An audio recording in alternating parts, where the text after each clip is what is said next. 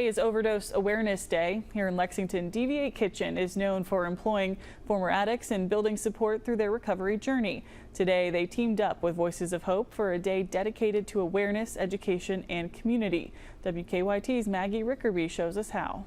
The community has come together in front of Deviate Kitchen to honor victims of overdose. Each one of these purple flags represents one of the 12,361 lives lost to overdose in Kentucky since 2017. Just remember those we've lost and keep fighting that fight so we don't have to lose anymore. Booths from just over 20 local recovery and support organizations line the sidewalk in front of Deviate Kitchen's East End restaurant. The day isn't just to remember, but it's a day to educate the community about overdoses and preventative measures. I've been in recovery for about 5.5 years now, and so I wanted to spread awareness to other people who may be suffering from substance use disorder.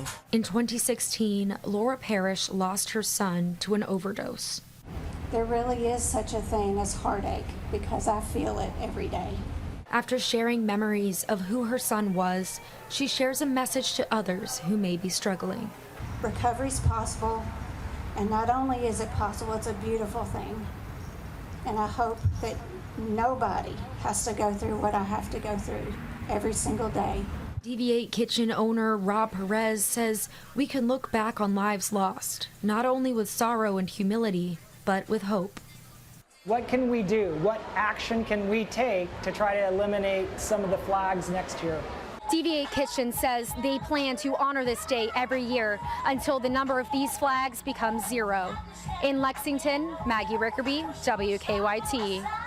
Voices of Hope says preventative measures like Narcan administration and overdose response training are available for all at their central location on North Broadway.